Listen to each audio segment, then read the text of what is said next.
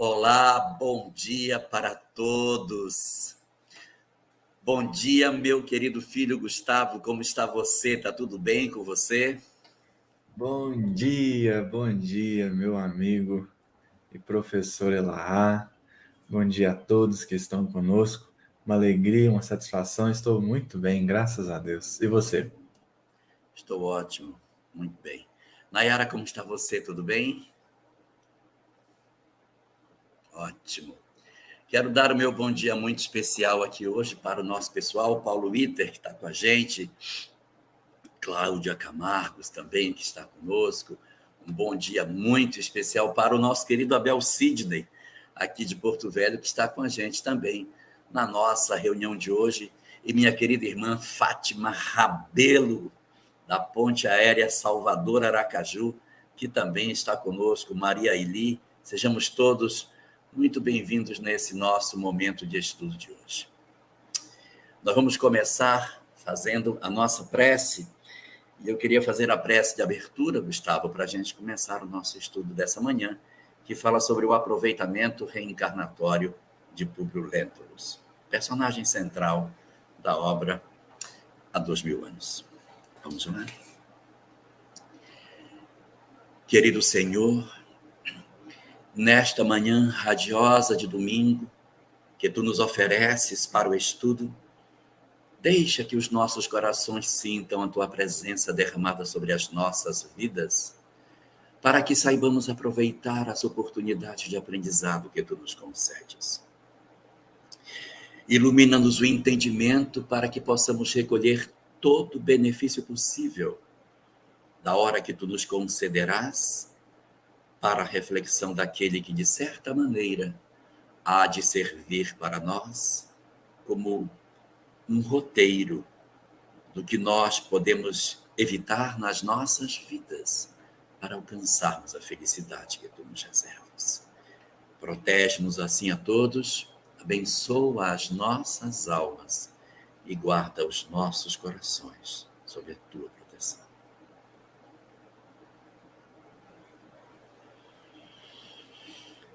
Gustavo, meu querido Gustavo, por onde você quer começar essa nossa conversa tão gostosa de hoje?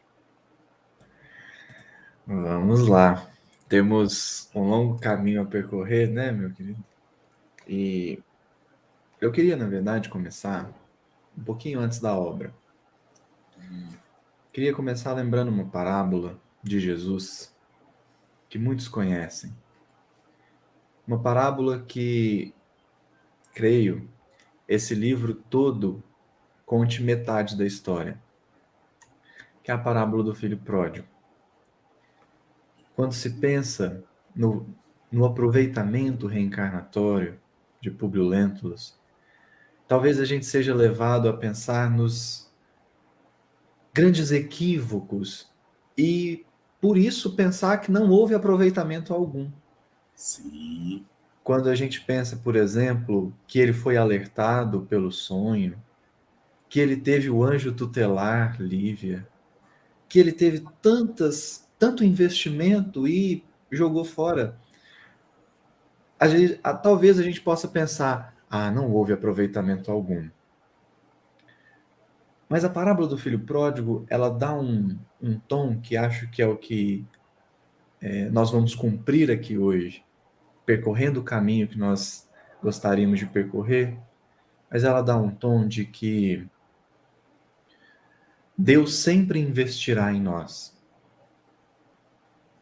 Mesmo enquanto nós estivermos nos equivocando, porque dia virá em que nós caímos em nós mesmos e fazemos o caminho de volta.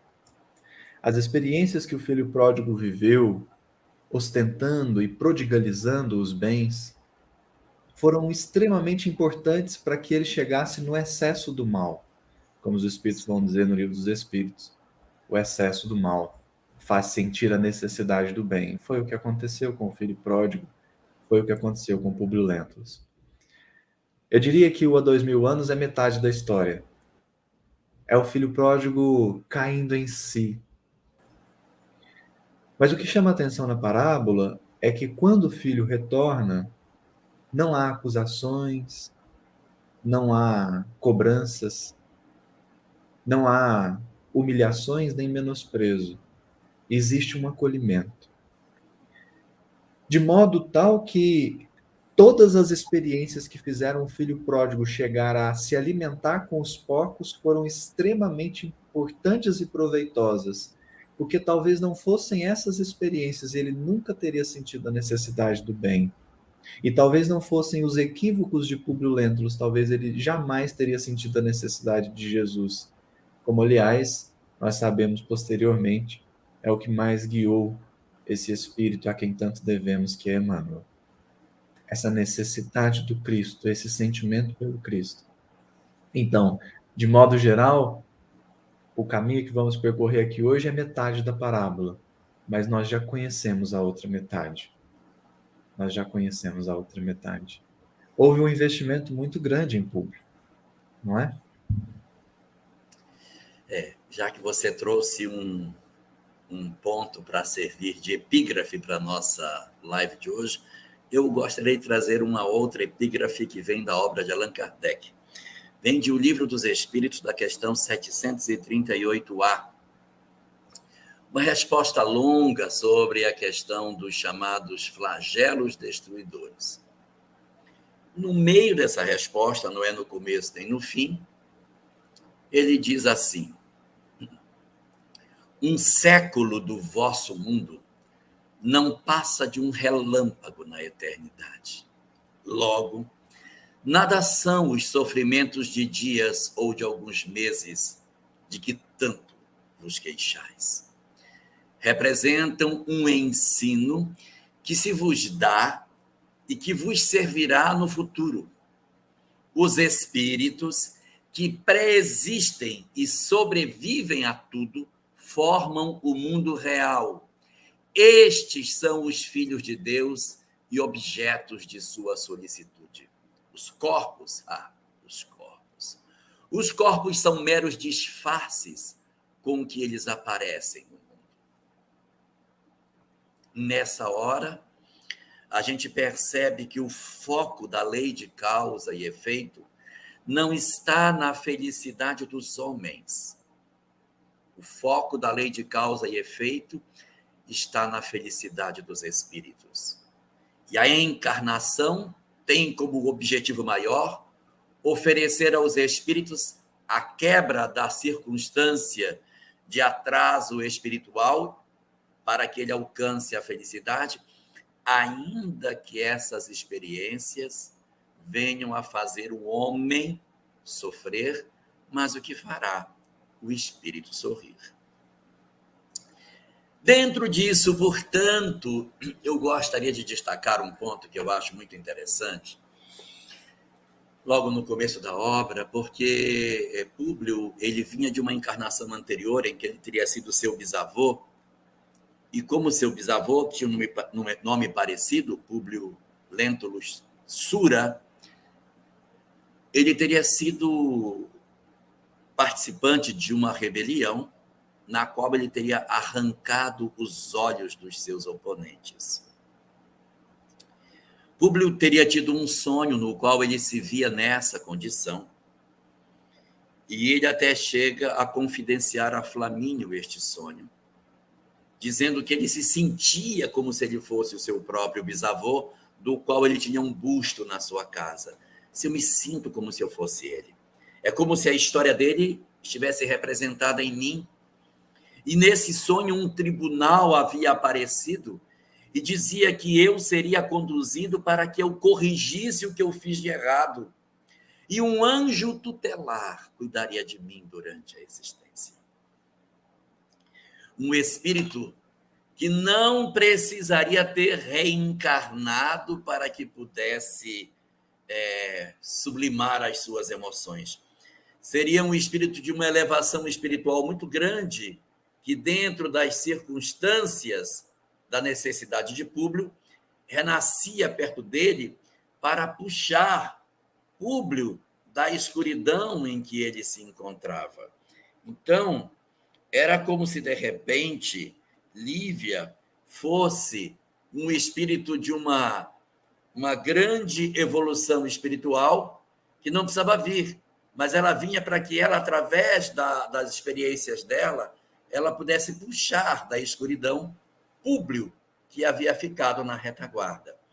Então, espíritos superiores, eles costumam ter como característica o dom de se sacrificarem pelos seus amados, sabendo que irão passar por dores, lágrimas, sofrimentos, injustiças, mas essas injustiças são naturais da existência física e são apenas um relâmpago na eternidade.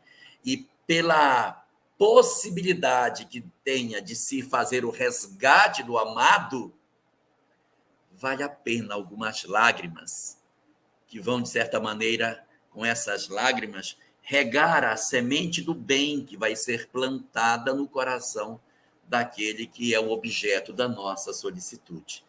Então, nessas horas, a gente percebe alguns espíritos que descem para resgatar os que ficaram para trás. Nós temos nesse livro Lívia resgatando Públio. Nós temos, dos 50 anos depois, Célia resgatando sua família. Alcione tentando resgatar Pólux. Quinto Varro tentando resgatar Tassiano. E Sâmia tentando resgatar outros que também ficaram para a retaguarda.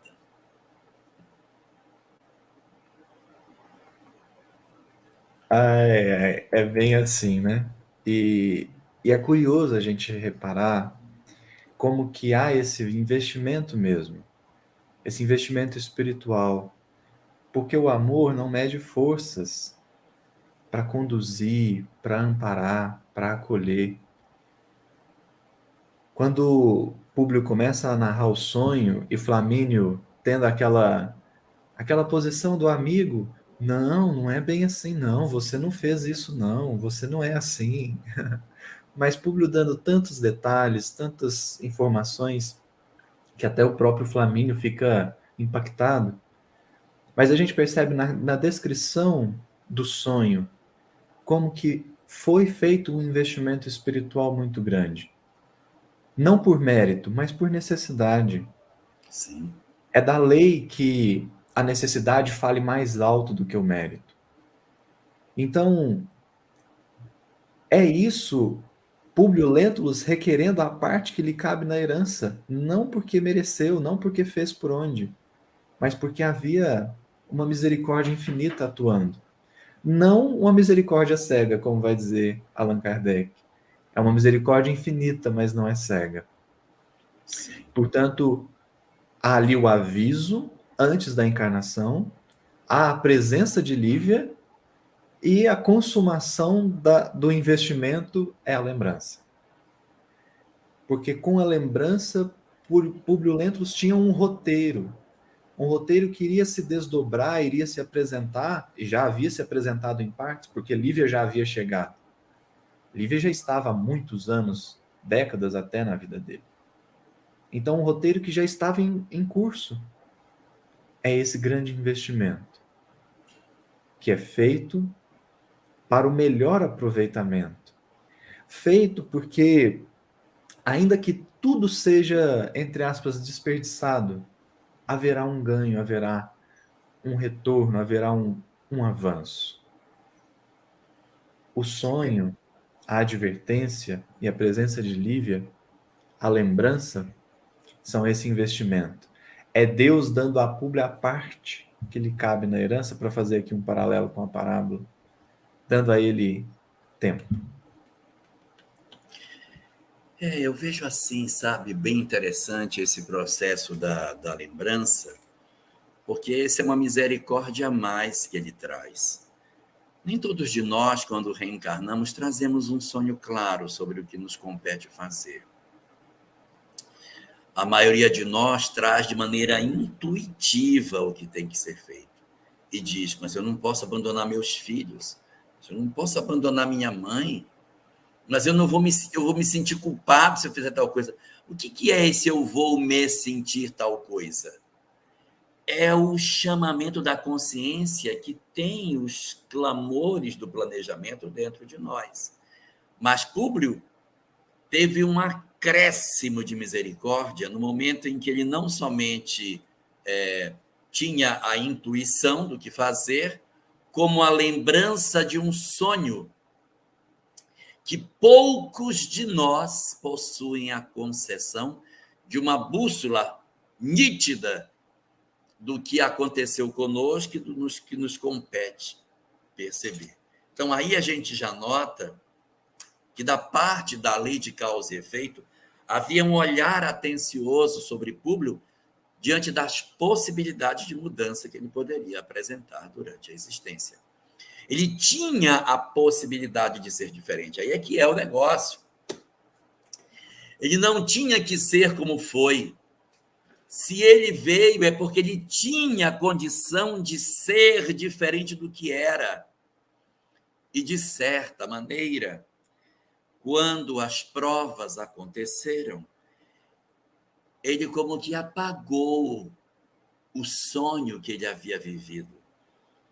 Ele como que esqueceu as responsabilidades espirituais que seriam decorrentes desse processo. E se lançou dentro de uma aventura de orgulho muito forte nesse sentido, impedindo que ele pudesse, de maneira mais objetiva, aproveitar a encarnação, como acontece conosco, que a gente mesmo, sendo espírita, eu não tenho o roteiro da minha existência, mas eu sei como é. Eu enxergo a minha família e eu sei como é que eu me posiciono dentro dela. Eu tenho uma leitura espiritual de vida. Eu já consigo entender a existência pelo ângulo espiritual. Mas eu não lanço mão do que sei. Miseravelmente, eu me faço surdo na hora em que as provas mais importantes da existência se apresentam. E aqui faço um parêntese.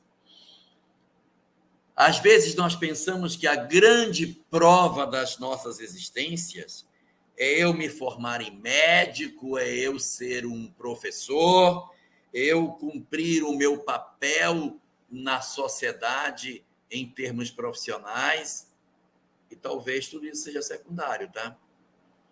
Talvez o principal papel que a gente veio desempenhar na Terra seja aquele que o mundo não vê. Seu olhar público, pelos olhos do mundo, ele foi um exitoso senador, digno, correto, cumpridor das suas obrigações, tanto que ao final da existência ainda foi chamado para colaborar durante a rebelião judaica. Então, não há senões na sua atividade. Ele cumpriu de maneira digna e correta as suas funções. Foi um pai. Seja bem-vinda, Denise Balot.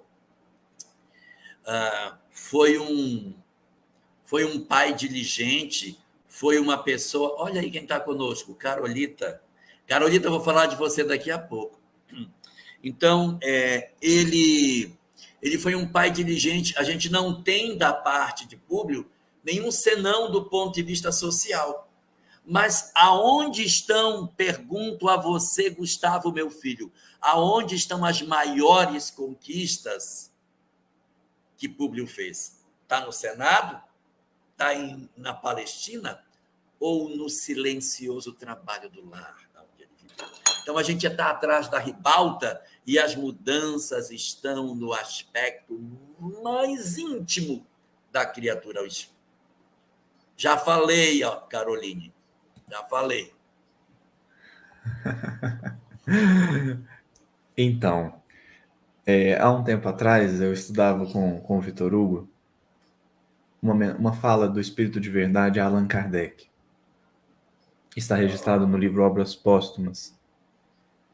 E o Espírito de Verdade diz a Kardec assim: não te creias, porém, que baste a publicação de alguns livros para cumprires a tua missão. A tua tarefa é, antes de tudo, a da exposição. E talvez se a gente parar a leitura aí, a gente vai falar assim, então Kardec tinha que fazer palestra espírita. Era sair divulgando o espiritismo. E o que o Espírito da Verdade vai dizer a Kardec é que ele estaria exposto, seria humilhado, traído, desprezado, seria enfrentado, seria desacreditado, seria taxado de Oferecer louco, o nome. seria... Oi? Oferecer o nome. Oferecer o nome. A exposição aqui dita pelo Espírito de Verdade é porque a intimidade de Kardec seria trabalhada, seria mexida. É a tarefa de todos nós em termos gerais. O que vai diferenciar talvez é o contexto, é o momento, é as pessoas, mas essa grande tarefa de mexer na intimidade para revelar ali o que há de bom e de não tão bom assim. Por isso que a gente percebe que há um momento na obra, logo no começo, que é crucial para todo o resto da trama, que é uma fala, que vai expor Públio ao que havia de pior, talvez, na sua intimidade. Uma fala que é como um fermento, um pouquinho só, para mexer na massa inteira. Posso ler? Pode, claro. Flamínio diz assim a Públio: sabes que os súditos conquistados ao império muitas vezes nos olham com inveja e despeito, tornando-se preciso nunca desmerecermos da nossa posição de patrícios. Algumas regiões da Palestina, segundo os seus próprios conhecimentos, estão infestadas de malfeitores e é necessário estejas precavido contra eles, principalmente na tua marcha em demanda de Jerusalém. Leva contigo, tão logo aportes com a família, o maior número de escravos para tua garantia e dos teus. E, na hipótese de ataques, não hesites em castigar com severidade e aspereza. Pois é. Não, é isso. Esse conselho que, assim, você tem de um lado na balança um sonho que te alerta, e do outro prato da balança um grande amigo que te dá um mau conselho. Usa de severidade, castiga com aspereza os que tentem se apresentar diante de ti, afrontando o teu poder. Públio, entre o sonho e o conselho do amigo, preferiu o conselho do amigo. E isso provocou toda a história de vida que nós vemos a partir do momento que nos aproximamos da sequência daquilo que teria acontecido com o Públio. Né? Sim, sim. Não por responsabilidade única de Flamínio, ele apenas deu o fermento, mas que expôs a alma de Públio a tudo. É curioso porque isso vai impactar profundamente o episódio com Saúde de Horas. Mas ali naquele episódio, eu gostaria de destacar um ponto. Durante todo o momento em que Emmanuel vai narrar o acontecimento e os seus desdobramentos, as suas consequências, durante todo o momento, Emmanuel vai narrar que o coração de Públio pedia ceder. No coração, Não quero falar, só quero alertar. Só. tá, Pode continuar. havia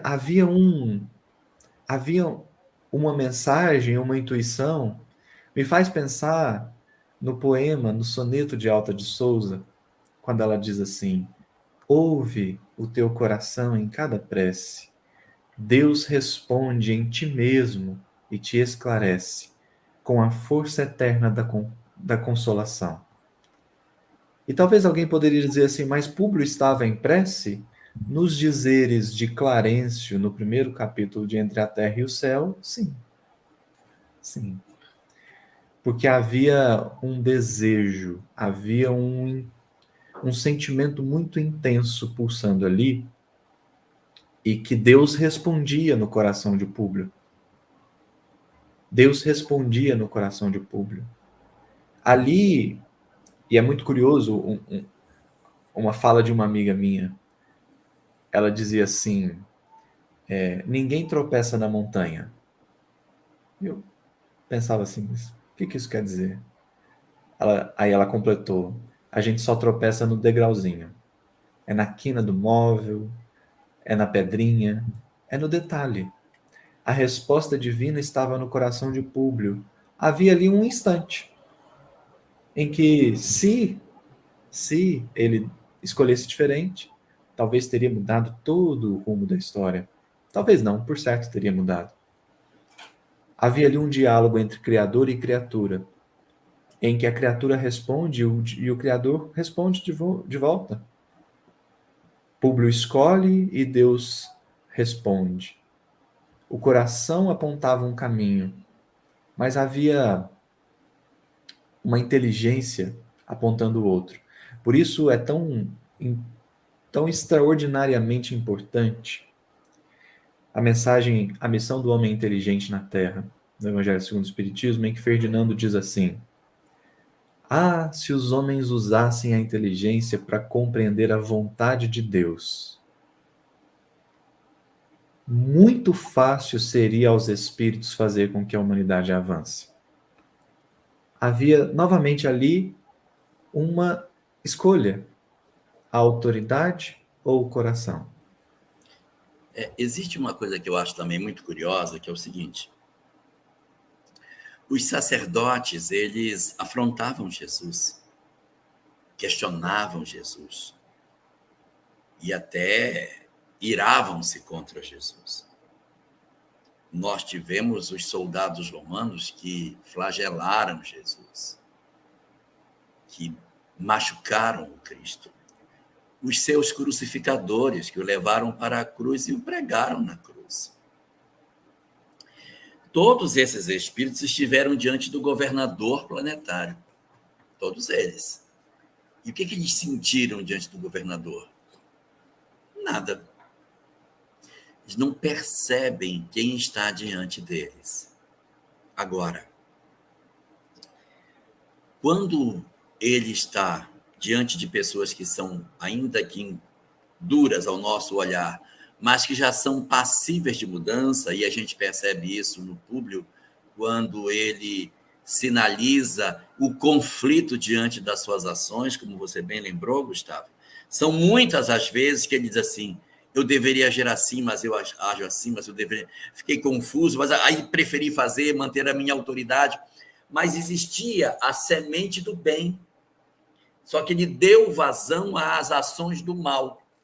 Mas ele já tinha a possibilidade de agir de maneira correta.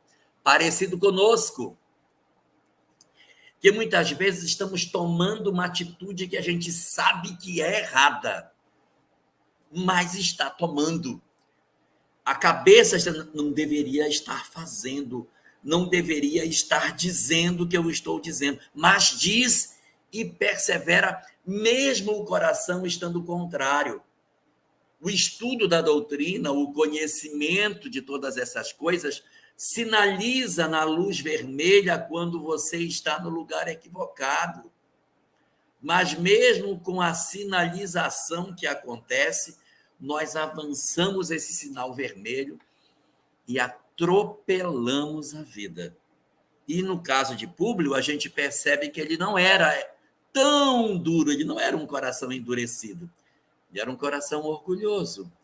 Mas, como diz a Carol, ele já tinha a sementinha da virtude, só precisava ser regada. Mas já tinha. Se não tivesse, Carol, Lívia não teria apostado nele. A espiritualidade não teria apostado nele. Quantos espíritos na Terra tiveram a concessão de um diálogo único com Jesus sozinho?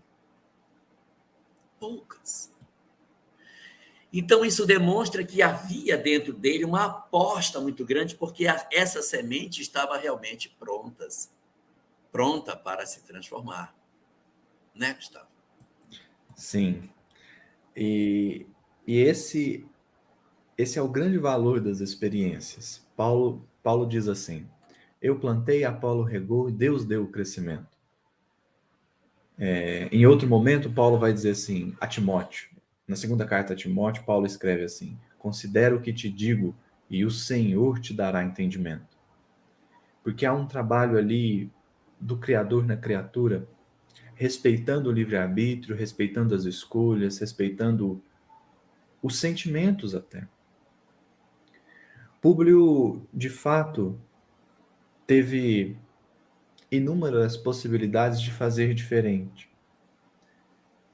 Públio teve muitas oportunidades para seguir outros caminhos. Mesmo no diálogo com Jesus, em que tudo já estava aparentemente perdido, ali uma decisão mudaria tudo. Porque a gente fica se perguntando, será que Jesus não sabia onde estava Marcos? Será que Jesus não sabia como orientar Públio? Para fazer assim, ali, aqui, para mandar ele onde precisava ir? E é muito curioso, Elahá, quando você menciona que Públio não era endurecido, de fato não era. Mas o que a gente nota, então, é o que eu noto particularmente em mim, é que, embora não seja endurecido, é resistente. É resistente. Às vezes a gente fica muito preocupado em fazer as coisas, fazer muito, salvar o mundo, entre aspas. E quando eu olho para Públio, eu fico pensando que talvez já seria de muito valor se a gente não resistisse. Se a gente só não resistisse. A vida apresenta os Não convites. resistais ao mal.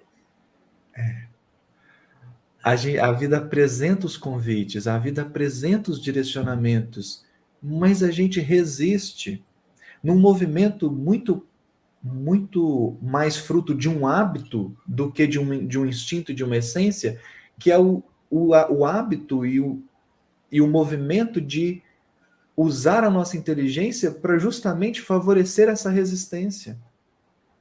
Então eu uso a minha inteligência para pensar em argumentos para não fazer o bem. Eu uso a minha inteligência para dizer assim, não, mas eu sou um homem sob autoridade, ele não pode fazer isso comigo.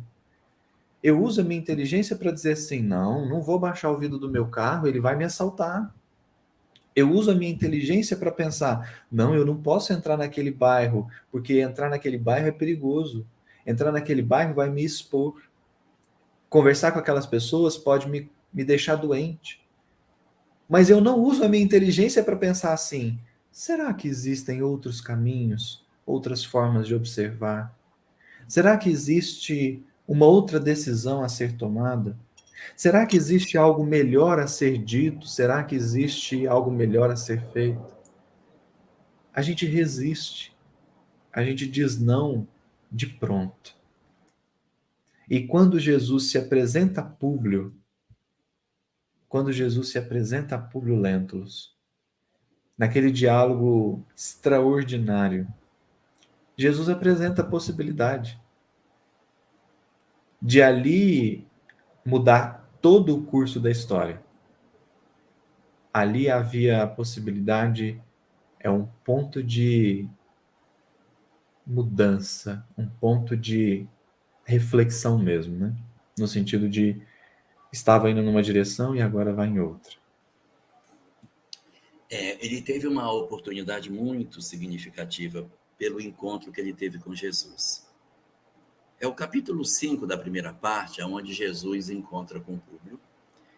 E o nome do capítulo é Minuto Glorioso. E realmente, se você for ver o tempo de conversa, dá 1 minuto, 2, mas é interessante, e ali você vê que ele não era um espírito endurecido realmente, porque diante da presença de Jesus, o que é que o altivo senador romano faz? Ele cai de joelhos. Ele fica envergonhado de estar de joelhos, porque ele acha que ele não deveria estar diante de um súdito. Ele é o senador e o profeta de Nazaré é um simples servo do Império Romano, é um escravo, e ele está ali na condição de senador, de joelhos. O esforço que ele tenta fazer para não ficar nessa posição, mas ele não consegue. o que demonstra que era um espírito já em condições de melhor entender a vida. E nesse diálogo, como diz a Carol, Jesus antecipa para Públio todos os movimentos da vida dele que ele teria. Se você fizer uma releitura do Minuto Glorioso, cada parágrafo do diálogo, olha, isso é o momento tal, olha, esse é todos os momentos, todos os estágios, os degraus que ele iria passar na existência, estão todos representados por pequeninas falas que o Cristo dizia, senador. E aí ele fala, senador, o seu império não é nada, reduzirá cinzas. Todas essas coisas ele vai guardar dentro dele. Ele não vai seguir os conselhos de Jesus, ele não vai, mas ele vai guardar os ensinamentos. E isso serve para nós com um filho, que a gente diz assim, eu falo tanto para ele não ouve o que eu digo. Então eu fico angustiado, que parece que entra por um ouvido e vai sair pelo outro. Meu Deus, não tem, de repente, nada que a gente possa fazer? Então, dentro dessa perspectiva, a gente observa claramente que uma fala que aparentemente se perdeu resistiu dentro dele durante a existência inteira, porque até o final da existência ainda estava viva dentro dele toda a conversa que ele teve com Jesus. Sim, e esse é um ponto que eu gostaria de destacar, porque Jesus diz a ele assim, depois de longos anos de desvio do caminho reto, encontra hoje um ponto de referência para a regeneração de toda a tua alma, de todo o teu espírito. E aí Jesus diz assim, está porém no teu querer, o seguir agora ou daqui a milênios. E é curiosíssimo que não há a terceira alternativa. Só tem duas. Seguir agora ou daqui a milênios. Não tem a terceira, não seguir. Não existia a possibilidade de não seguir. Ou era agora, ali naquele momento, ou daqui a milênios. Então Jesus sabia que estava semeando e que em algum momento aquilo iria florescer, frutificar. Não existia a possibilidade de semear e a semente se perder. Sim. Não havia possibilidade de dizer e aquilo ser em vão. Não, ou seria naquele momento, ou daqui a milênios. E eu particularmente creio que Jesus só deu a primeira alternativa do agora por muita misericórdia. Creio mesmo que ele já sabia a opção que Públio faria. Porque Públio retorna à casa, vê Flávia curada e não admite que foi Jesus. Não admite que foi Jesus. Mas acontece que Jesus sabia quem Públio se tornaria. E eu não estou falando de Emmanuel. Eu estou falando de quem Emmanuel ainda vai se tornar, porque Jesus já viu. Jesus já sabe. Esse momento glorioso, ele se reveste de muita beleza, exatamente pelo fato de que, nesse diálogo, o Cristo não fala com o senador Públio Lentulus de maneira como se fosse uma pessoa. É uma conversa de espírito para espírito. Aí eu queria que você aproveitasse, Gustavo, e comentasse conosco um ponto que eu acho que a gente precisa comentar, que quando Jesus aparece para Ananias, para que ele vá à casa de Judas para limpar os olhos de Saulo, ele diz, Ananias, ele diz, eis-me aqui, Senhor. Quando ele aparece para Maria de Magdala, ele diz, Maria, e ela, Rabone. E quando ele aparece para Públio, ele não diz Públio, ele diz senador. Por quê? É curiosíssimo, né? A gente vê isso também, apenas para dar mais um ponto de referência, no capítulo 3 do livro Boa Nova, no diálogo com Hanan. Ele também não diz Hanan, ele diz sacerdote. Sacerdote. Não existe mármore mais puro e formoso que o do sentimento. E não existe cinzel superior ao da boa vontade. É curioso, né? Como que Jesus às vezes usa o nome e às vezes usa O cargo. o cargo. Parece que é aquilo mesmo que fala mais alto no espírito. Parece que é um chamado à alma, a uma necessidade de se atentar ao que está acontecendo dentro. O senador, o sacerdote, ou, ao final do Evangelho de João, Simão, filho de Jonas.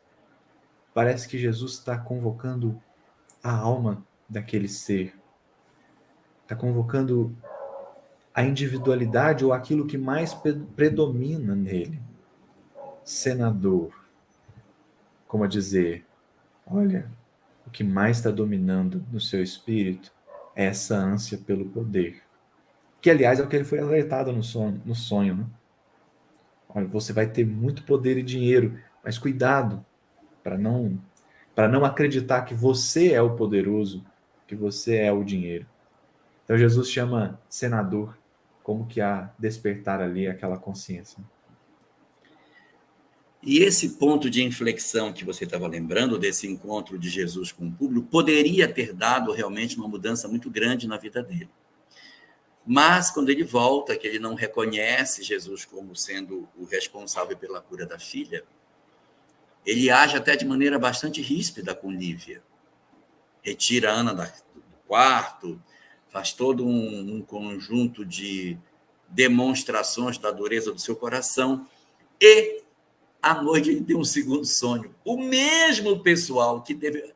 É assim, olha, eu vou falar, eu tenho um sonho que eu guardo, que eu tive aquela sensação, beleza, tive um sonho, mas você teve o segundo sonho repetitivo com os mesmos personagens, em que aquele tribunal austero diz: você pode mudar a sua vida, mas você escolheu o caminho mais difícil.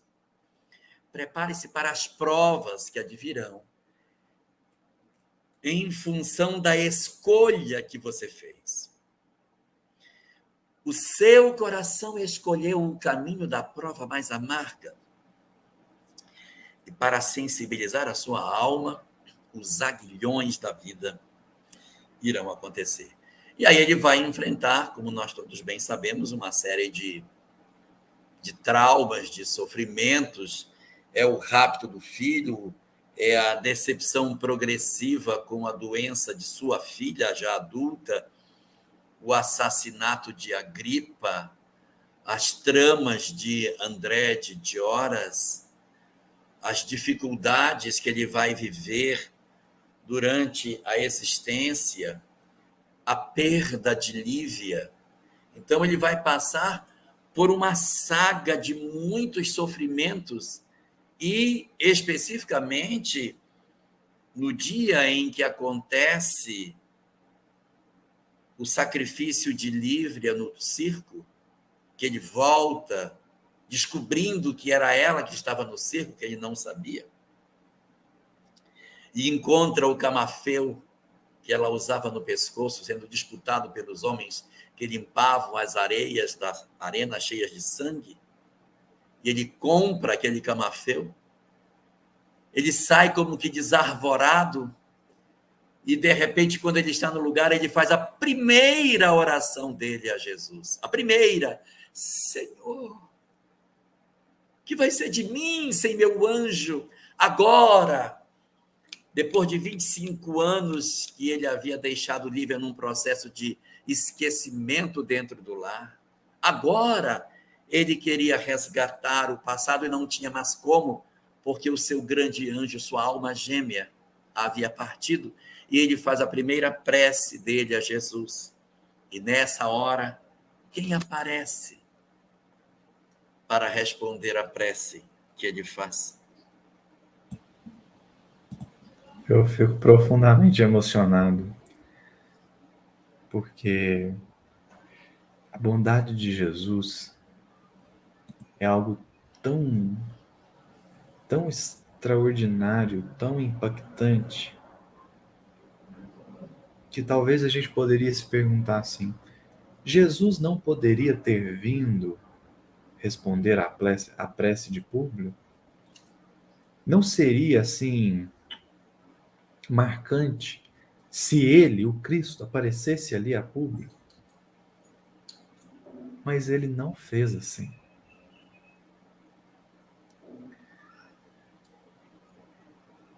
Jesus não veio humilhar a inferioridade de Públio para dizer assim: tá vendo? Você perdeu a chance. Você não me reconheceu, agora estou aqui. Não. Para responder à prece feita a Jesus, Jesus manda um coração, aquele amigo que ele mais considerava um irmão, que é o que Emmanuel vai dizer logo no primeiro capítulo, ao descrever a amizade de Flamínio e Públio. E aí, naquele momento, Flamínio aparece. E, por certo, a presença de Flamínio não causou nenhum constrangimento, mas antes, Públio foi totalmente envolvido pelo amor, pela amizade, pelo afeto, pelo carinho, pelo cuidado.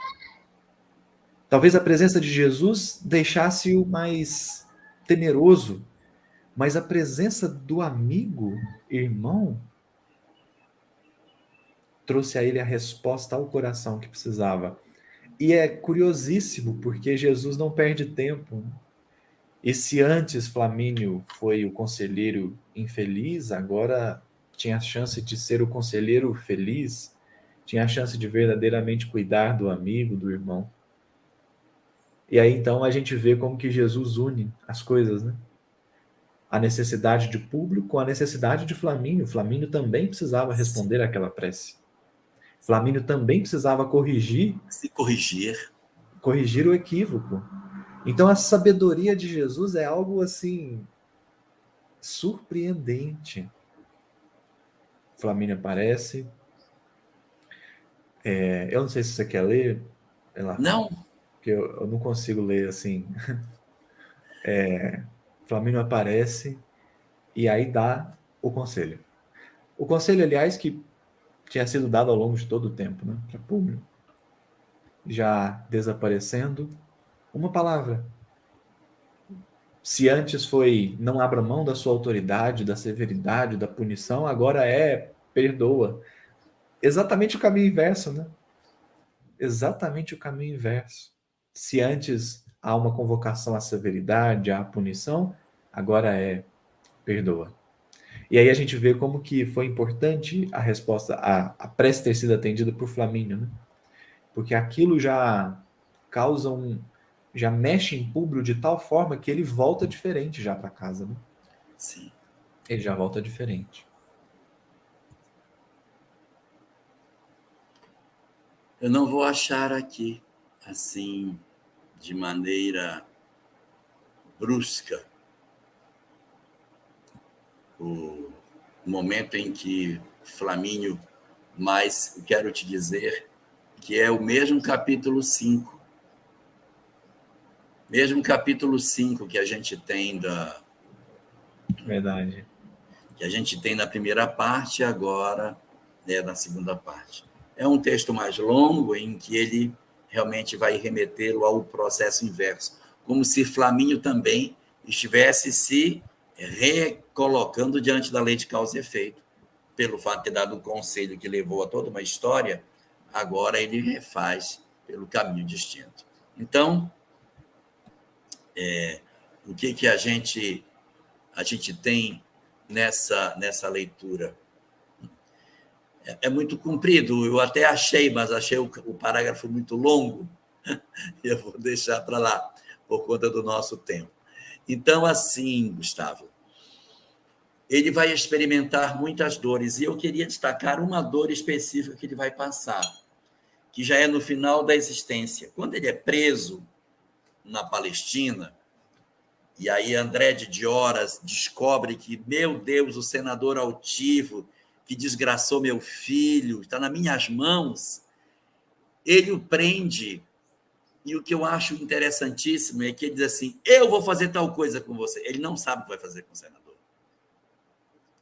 O senador está preso e ele fica andando para um lado e para o outro, pensando que maldade ele poderia fazer que o ferisse tão, tão, tão, tão, tão profundamente. E ele, depois de muito andar, ele decide: vou pegar o seu filho legítimo que eu sequestrei e que o tratei como servo e que destruí a inteligência dele. Ele diz isso para Públio. Eu lhe destruí a inteligência, não permiti que ele se aproximasse dos estudos. Eu o embruteci. E quando o filho de Públio, que tinha sido sequestrado, aparece diante dele, ele vê os traços romanos debaixo de uma pessoa maltratada. Ele, na verdade, fez do menino não simplesmente um servo, ele fez um servo e o torturou, o maltratou, o espizinhou, todos os ódios que ele tinha pelo Públio, ele transferiu para o menino.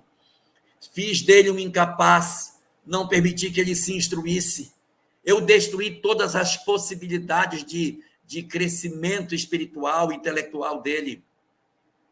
Eu lhe atrofiei todas as possibilidades de crescimento. Meu Deus, sim, Paulo, Ítalo, que antigamente era Marcos, agora Ítalo, quando Públio olha naquele homem de aproximadamente 40 anos, um homem totalmente mutilado pela perversidade daquele que era o seu, entre aspas, dono, André de Horas decide que o filho cegaria o pai. E o que eu acho interessante nisso é porque ele fica procurando que maldade ele faria. E a lei de causa e efeito, ela tem seus ímãs. E ele tinha uma história com cegueira lá de trás, por conta do fato de ser Públio Lentulus Sura, que havia cegado. Então, os ímãs da lei promovem determinadas percepções. Eu vou cegá-lo. De onde ele tirou essa ideia?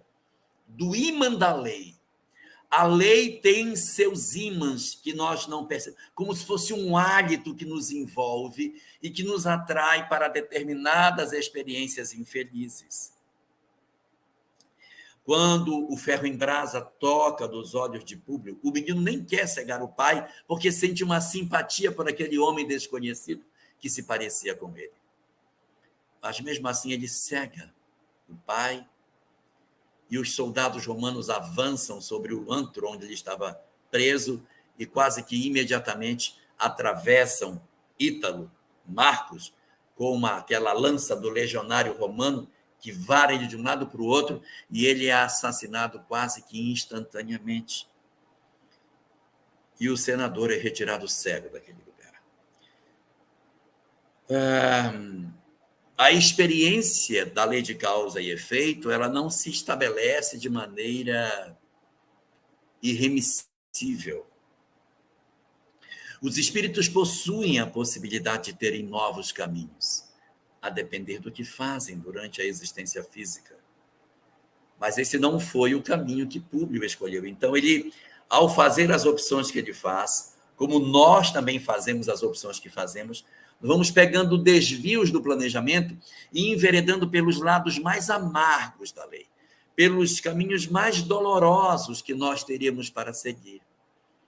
E isso nos faz defrontar com dores que, embora fossem previstas, não eram necessárias, mas as opções que nós fazemos de escolher o desamor como regra de conduta nos faz esbarrar por esses caminhos desnecessários para o nosso aprimoramento. Ele vai terminar os dias dele, portanto, dentro de uma circunstância profundamente diferente daquela que poderia ter sido. Cego, sozinho, sem Lívia, doente, assistido pela serva que ele tantas vezes rejeitou, dentro de uma perspectiva de uma história de vida que ele não precisava ter vivido. E aí, ele se recolhe em Pompeia, Carolita. Ele se recolhe em Pompeia, com Ana e Flávia, para os seus últimos dias de existência. E na varanda da casa, onde ele já bem envelhecido, se recolhia para fazer as suas últimas reflexões ao cair da tarde. Existe um momento muito importante no capítulo 9, em que Públio, sentado na varanda ao lado de Ana, vai fazer as reflexões que Carolita tanto gosta de lembrar. Os 5 si que ele faz. Porque ele vai fazer esses si quando já está muito idoso, praticamente já desencarnando. Meu Deus! Se ele tivesse feito análise desses 5 si quando ainda fosse jovem, que pudesse reapontar a bússola. Mas ele não fez, assim como nós não fazemos. E quando chegamos no mundo espiritual, olhamos para trás. Por que os espíritos sofrem tanto no mundo espiritual? Porque os seus si costumam fazer após a fronteira da chamada morte. Públio consegue fazer isso antes da desencarnação. E ele tem 5 si, e ele diz, Carol que gosta. O primeiro si é, se eu tivesse aproveitado a exortação de Jesus naquele dia, talvez tivesse retirado de mim mais de metade das provações amargas que a terra me reservava. Ou seja, ele poderia ter sofrido somente metade do que ele sofreu. Se ele, não é que ele não vai sofrer, não, vou sofrer, tenho histórias para resolver, mas pelo menos metade das minhas dores eu teria escapado.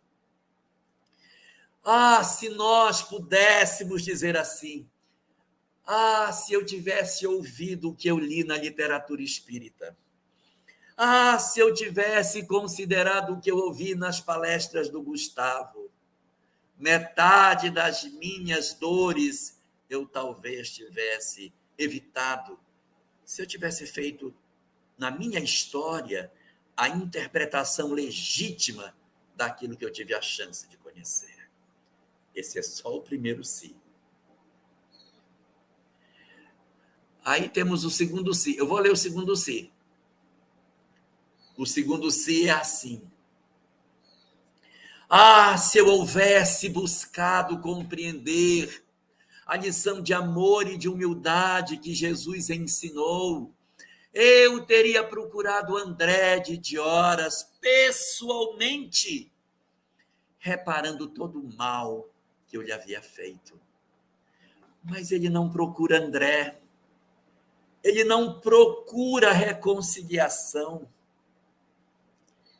Então, quantos de nós, se eu tivesse concedido perdão, se eu tivesse reparado o que eu fiz, bem-aventurados os que têm fome e sede de justiça, se eu tivesse ido lá consertar o que estava errado, se eu tivesse voltado pelo meu caminho, disse, não, eu fiz errado, me perdoa pelo que eu fiz, me desculpa, deixa eu consertar a besteira que eu realizei. Esse é o segundo si. Aí tem o terceiro si. Ele diz, se eu tivesse encontrado com saúde de Horas em Roma, seria tão fácil e eu evitaria dessa maneira a dolorosa tragédia da minha vida paternal, porque a inserção de Saul na história de Flávia destruiu a felicidade do lar, promoveu um assassinato daquele que era como que se fosse seu próprio filho, desgraçou a vida da filha, produziu tantos sofrimentos desnecessários, amargou a existência dele, exatamente por um perdão não concedido. Quarto si.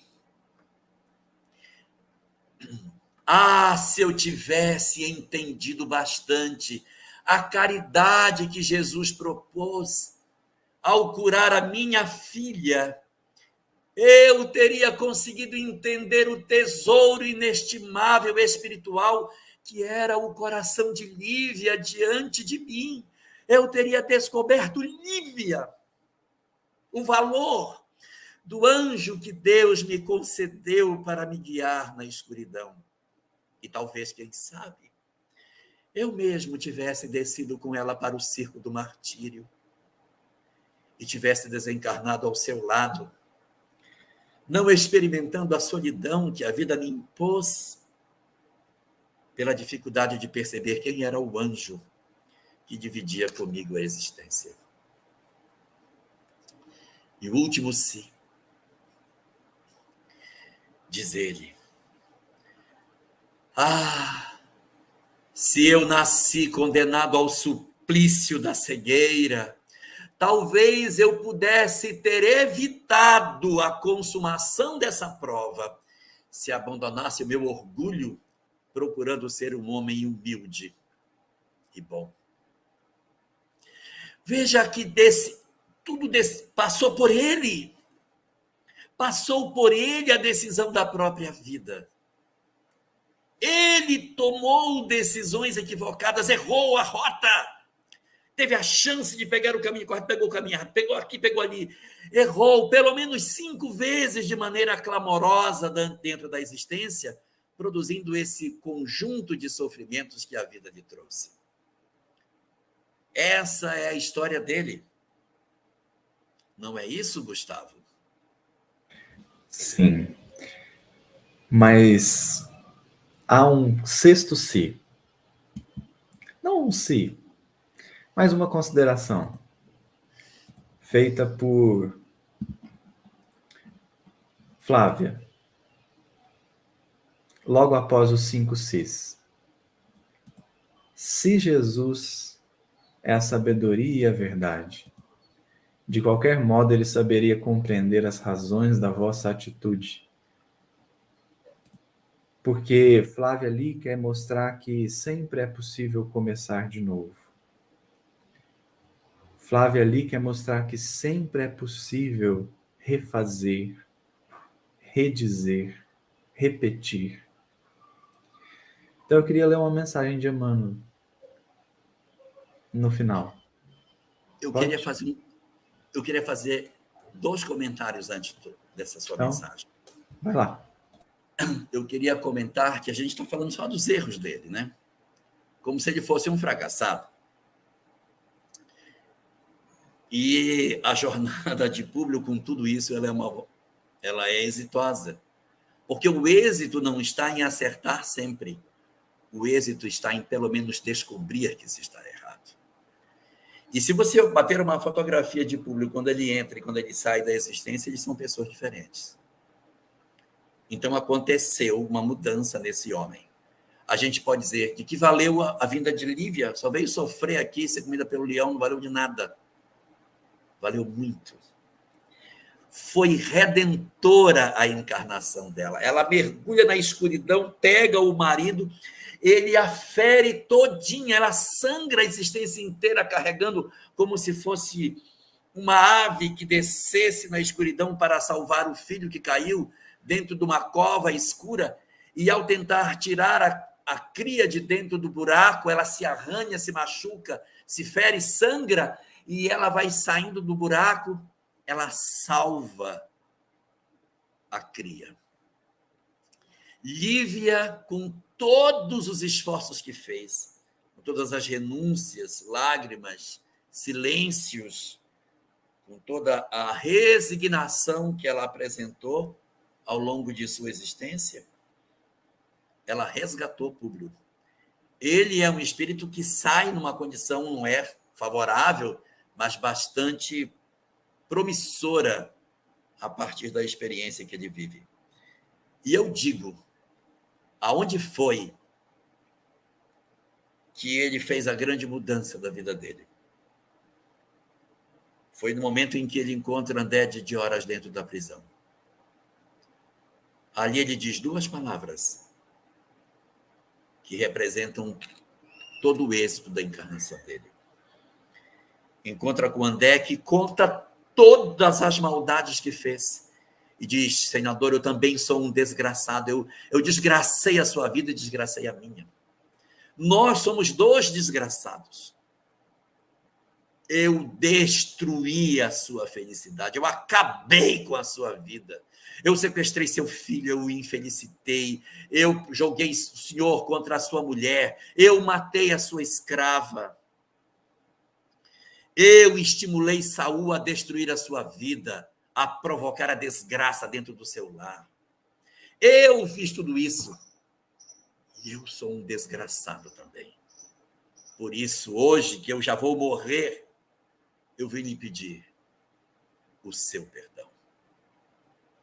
E em 2 palavras, ele vira a chave da vida dele. Porque, do mesmo jeito que ele fez uma mudança e entrou por um caminho equivocado, ele sai com 2 palavras. Estás perdoado. Eu nunca imaginei que ele fosse dizer isso para André de Oras, depois de tudo que ele disse para ele. Mas quando ele o perdoa, ele se desata, ele se desvincula dessa entidade. E se você perceber, os próximos livros de Emmanuel, ele vai aparecer com várias pessoas. Quando ele é Nestório, quando ele é Basílio, quando ele é o Frei Damiano, André de Oras não aparece mais. O perdão desvincula as nossas almas dos nossos agressores. Apesar de toda a aparente derrota da alma de Públio, ele sai da existência de maneira muito promissora, pela possibilidade que ele nos oferece de perceber que mesmo dos escombros das nossas imperfeições e nossos erros, é possível sim o espírito, ainda que ferido, machucado, aparentemente derrotado pelas dores do mundo, ele poder nascer, sair daqui, nascendo para uma perspectiva diferente de vida, dentro de uma visão transcendente do existir. Muito Agora bom. Sim. Mas curioso que antes do dizer estais perdoado, há toda uma reflexão ali, né? Que vai no coração dele. Mas eu achei que talvez seria interessante encerrar a fala aqui, porque lembrando sim as quedas, e esse único... Gustavo, a mensagem que você vai ler será a nossa prece de encerramento, tá bom? Tá bom. Tá bom. É quase uma prece mesmo. Porque depois de a gente considerar todas as quedas e acertos de Públio, lembrando sempre algo que o Tiago me falou uma vez, eu achei tão pertinente, esse é o único livro em que Emmanuel é o protagonista, é o personagem principal e é o que ele está em queda. Os demais, ele é um coadjuvante ali, né? Onde ele está ascendendo. Mas esse espírito tem moral para escrever a mensagem que eu gostaria de ler, justamente pela história que a gente lembrou hoje. A mensagem está no livro Alma e Coração. Ela se chama Começar de Novo. E aí Emmanuel diz assim: erros passados, tristezas contraídas, lágrimas choradas, desajustes crônicos. Às vezes, acreditas que todas as bênçãos jazem extintas, que todas as portas se mostram cerradas à necessária renovação. Esqueceste, porém, de que a própria sabedoria da vida determina que o dia se refaça cada manhã. Começar de novo é o processo da natureza, desde a semente singela ao gigante solar. Se experimentaste o peso do desengano, nada te obriga a permanecer sob a corrente do desencanto. Reinicia a construção de teus ideais em bases mais sólidas e torna ao calor da experiência, a fim de acalentá-los em plenitude de forças novas. O fracasso visitou-nos em algum tentame de elevação, mas isso não é motivo para desgosto e autopiedade, porquanto, frequentemente, o malogro de nossos anseios significa ordem do alto para a mudança de rumo e começar de novo. É o caminho para o êxito desejado. Temos sido, talvez, desatentos diante dos outros, cultivando indiferença ou ingratidão. No entanto, É perfeitamente possível refazer atitudes e começar de novo a plantação da simpatia, oferecendo bondade e compreensão àqueles que nos cercam. Teremos perdido afeições que supunhamos inalteráveis, todavia, não será justo, por isso, que venhamos a cair em desânimo. O tempo nos permite começar de novo, na procura das nossas afinidades autênticas, aquelas afinidades suscetíveis de insuflar-nos coragem para suportar as provações do caminho e assegurar-nos o contentamento de viver. Desfaçamo-nos de pensamentos amargos, das cargas de angústia, dos ressentimentos que nos alcancem e das mágoas requentadas no peito.